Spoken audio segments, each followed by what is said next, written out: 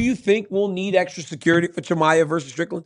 Absolutely. I got to be honest. I don't know if I trust those two enough to put them together before the fight, because I think they might start fighting. They seem to hate each other and despise each other. And those things are what fights are built on. Those are the things that fights are built on, is bad blood, heat, a true dislike for someone. Sean don't necessarily like anybody, which makes him as fun as anyone to watch. But Khamzat just wants to smash people. Smash. Beat them up, take them down, overwhelm them to the point that they can't do anything. There's only a few real A's, and like Khamzat is a real A. He's a savage. I talked to DC about him, and DC said, dude, when that guy grabbed me, I realized I'm gonna have to wrestle to keep this guy off me. He's strong, man. Yeah. How the did that guy make 170? I don't know, but I don't understand how he talks about going up to 205, because like you said, you got guys like Pereira, and don't get me wrong, I know they're stylistically different, but I think he could do it. The kind of guy like Khamzat, like, man, you gotta be an Olympic caliber wrestler to scrap with that guy. The thing about his grappling is if you have that hole, he's gonna find that hole and he's gonna smother you. for sure. That is the fight that people have been waiting for a long time. Strickland looked incredible in his last performance, and you know, how much security do you think we're going to need from Chimaev? Quite a lot, Danny. You need to hire some extra people because Sean Strickland, as we know, the man's amazing. But I guess they are taking into consideration the fact that Sean Strickland has a win over Nasty Namavov. You know, a lot of people were trashing Sean Strickland about his fighting ability before the Anthony Hernandez fight, including Nasruddin Namavov as well. He was trashing Strickland, saying this guy's complete trash, this guy's garbage. And I even put a tweet out saying, this guy beat you on a week's notice. You know, Strickland has some solid wins, and they're definitely coming into play here. Plus, the fact that these two are probably going to have one of the best pre-fight press conferences in recent UFC history is also definitely coming into play here. I would not be surprised if Paramount has a pair of scissors on the cord to Sean Strickland's microphone at this press conference, because I know for a fact he is going to go absolutely crazy at Khamzat Chimaev. He's been saying so much about him. Terrorist this, terrorist that. He's sure, the press conference may be better than the fight. And throws a lot of shots at Khamzat, as does Khamzat. I would imagine Khamzat a lot more motivated going into this fight, considering the things that Sean has said about him and their history. And Dana White joked about the fact that they might need a little more security, and I don't think that's the worst idea in the world. I'm not upset that Sean is getting this shot. He does have a win over Imavov, but it was a short notice win for him, and he was moving up to 205. Did that come into play? I don't know. Ultimately, if we're being 100% honest, I think what came into play is that this is a bigger fight, and it sells more, and a hell of a lot more people. He's no nickname. He gets called lots of names by a lot of people because he's a controversial guy. But I'll tell you what, the way that he beat Alexander Fluffy Hernandez, the way that he put a beat down on him respectfully to Fluffy, the way that he finished him with that knee to the midsection, and then, to be honest, how he handled himself on the microphone, right? Fluffy's the definition of a man. He deserves this shot. Of course, he lost the belt to Dricus du Plessis. How's he going to do against Khamzat Chimaev? I don't know about that. Khamzat Chimaev is ridiculous. What is he, 15-0? He's a Strickland by round 5 TKO, bro. You know, the classic fucking UFC 308 when Chimaev was fighting Whitaker. The amount of people I saw. Dude, Bobby Knuckles by fucking round 5 TKO, dude. Dude, Bobby Knuckles is going to survive 4 rounds of Khamzat Chimaev and then TKO him in the 5th round. And they genuinely think Khamzat Chimaev is like Guram, dude. They talk about Khamzat's cardio like he's fucking Jose Medino, dude. I don't think he's going to drastically gas out fighting Sean Strickland. That's one reason why I'm picking him, despite the fact that I think Sean Strickland can get back up from the takedowns. He can. The UFC has now made one of the biggest middleweight fights official, and people have been talking about it nonstop. Sean Strickland is set to meet Khamzat Chimaev, and this matchup already feels bigger than a normal fight announcement. There is tension around it, there is real interest from fans, and there is an obvious clash in style that makes this one hard to ignore. On one side, you have Strickland with his pressure, sharp jab, jab and steady striking game. On the other side, you have Chimaev with his wrestling, physical control, and the kind of pressure that can completely change a fight in seconds. That contrast is exactly why so many people are already making predictions. A fight like this gives analysts a lot to talk about because it feels dangerous in every round. If the bout stays standing, Strickland has tools that can make things difficult. If Chimaev gets hold of him, the whole fight can swing fast. That is why this matchup has pulled in so much attention already, and why so many voices in MMA have started breaking down what they think could happen once these two finally share the cage. What makes this even more interesting is that this is not just about two talented fighters meeting at the right time. It is also about the pressure of the moment, the styles they bring into the cage, and the question fans always ask in fights like this. Can high-level striking hold off relentless wrestling? Or does elite grappling eventually break through? That is the main story hanging over this fight, and it is the reason people are so locked in already. That could be a problem, but realistically,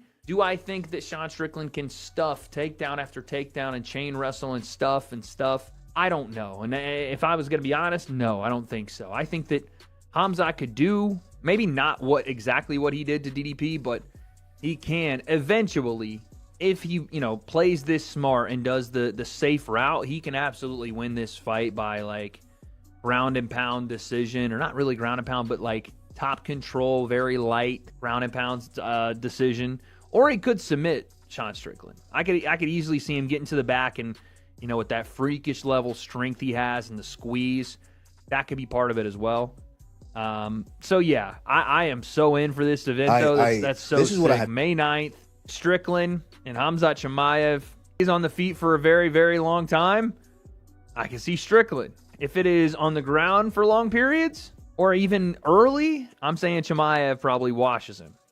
But I mean, you see, as of right now, Michael Bisping looked at this fight as a very serious challenge for Sean Strickland, and he did not treat it like an easy matchup at all. In his view, Strickland deserved this opportunity after the way he handled his previous fight, especially against Fluffy Hernandez. Bisping pointed to the pressure Strickland applied, the way he kept control of the action, and the body shot finish that helped seal the win. For Bisping, that performance showed that Strickland had earned his place in this spot and had done enough to get the title shot. At the same time, Bisping made it clear that Khamzat Chimaev is a completely different type of problem. He sees Chimaev as undefeated, dangerous, and physically overwhelming in a way that few fighters can match. Most of the time, when Chimaev gets going, he does not just win exchanges, he forces people into his kind of fight and starts taking over with pressure and control. That has been one of the biggest reasons people view him as such a threat in this division. Bisping also brought up Chimaev's fight with Dricus du Plessis, which went to a decision, and he still took that as a strong sign of what Chimaev can do against top-level competition. Even without a finish, Bisping saw enough in that performance to believe Chimaev can control elite fighters for long stretches. That mattered to him because it showed that Chimaev's style can still work even when the other man is strong, experienced, and able to survive tough moments. So from Bisping's point of view,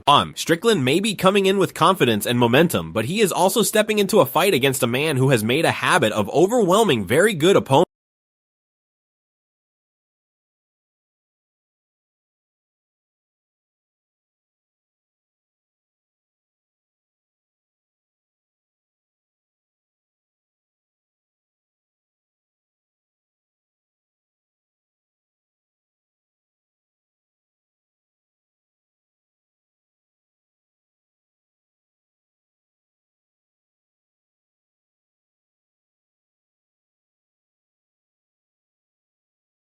Bisping also narrowed the whole matchup down to one major question, and in his eyes, that is where this fight will probably be decided. Can Sean Strickland deal with Khamzat Chimaev's wrestling and non-stop forward pressure for long enough to turn this into the kind of fight he wants? That more than anything else was the issue Bisping focused on. Strickland does his best work when he can keep a fight standing and settle into his rhythm. His jab stays busy, he keeps moving forward, and he has a style that can wear on people over time. He does not need wild moments to take over a fight, because he is comfortable making things ugly, steady, and frustrating for the man in front of him. When he gets to fight at that pace, his striking starts adding up and he becomes very hard to deal with. The problem, as Bisping sees it, is that Chimaev changes everything the second he gets his hands on someone. That is where the fight stops looking like a striking battle and starts becoming a survival test. Once Chimaev closes distance and begins forcing grappling exchanges, the whole tone of the matchup can shift fast. Bisping's view was pretty clear here. For Strickland, this is not just about landing landing clean shots and keeping a jab in Chimaev's face. It is about defending takedowns, staying balanced under pressure, and making sure the fight keeps coming back to the feet. That is why Bisping framed the matchup the way he did. In his mind,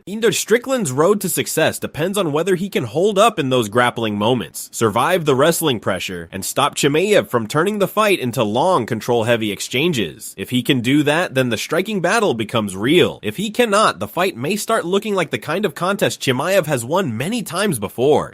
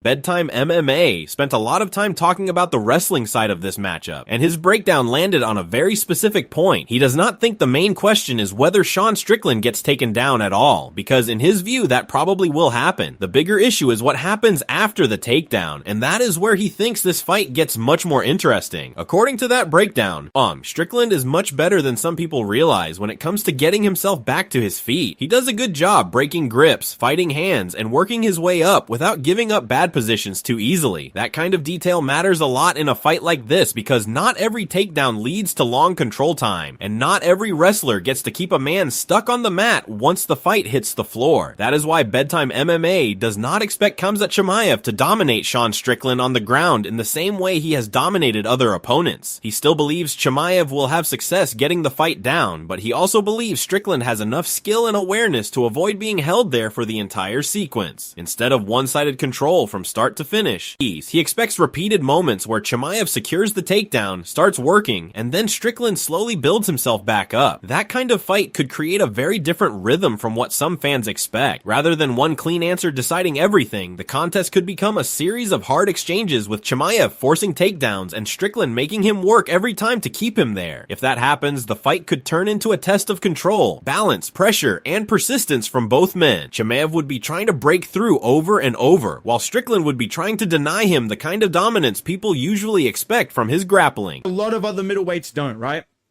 Because Khamzat doesn't have to get perfect setups to take you down. He has that BJJ threat that allows him to rack up control time. But Sean Strickland is very high level in his ability to break the grips, to fight the hands, to get back up to his knees and to his feet without giving up his back too much, without putting his neck out there and getting submitted.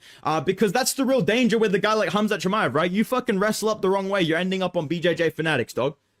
You wrestle up the wrong way. You put your head out there. What's up, guys? Today we're going to break down how Khamzat Chimaev got the finish. That you're going on IG Reels, bro.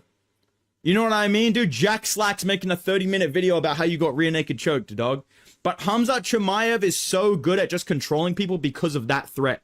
And that's what makes this difficult. Is Sean Strickland, if you give up your back as him, you're going to spend all round on bottom getting beat up, threatened with subs, and you're So in the end, this whole matchup seems to come back to one central battle.